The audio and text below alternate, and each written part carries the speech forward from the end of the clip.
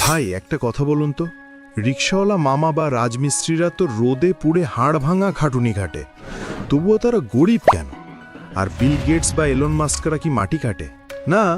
তাহলে তারা এত টাকার মালিক কিভাবে? পার্থক্যটা গায়ের জোরে না দোস্ত, পার্থক্যটা এইখানে। আজ আমি ধনী এবং গরিবের 5টি এমন অভ্যেসের কথা বলবো যা শুনলে আপনি চেয়ার থেকে লাফ দিয়ে উঠবেন, গ্যারেন্টি। নাম্বার 1, বড়লোক দেখানো বনাম বড়লোক হওয়া।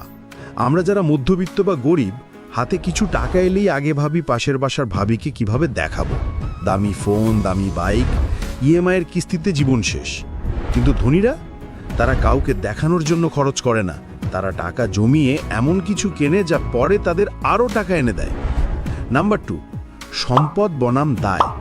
সহজ কথায় বুঝেন, যে জিনিস আপনার পকেট থেকে টাকা বের করে নেয় সেটা হলো দায় বা লায়াবিলিটি, আর যা আপনার পকেটে টাকা ঢোকায় সেটা সম্পদ বা অ্যাসেট।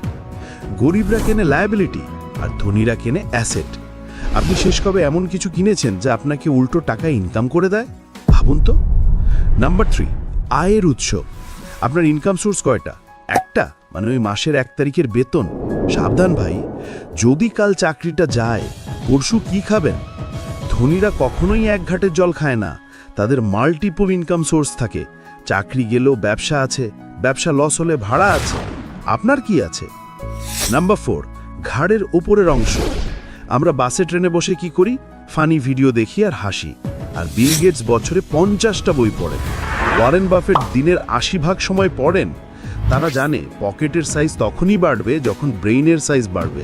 তাই ফালতু স্ক্রোল বাদ দিয়ে আজ থেকেই নতুন কিছু শেখা শুরু করুন। নাম্বার 5, অজুহাত বনাম অ্যাকশন। গরিবরা বলে আমার কপাল খারাপ, বাপের টাকা নাই, সরকার কিছু করে না। আর ধনীরা বলে যা নাই নাই, আমি এখন কি করতে পারি?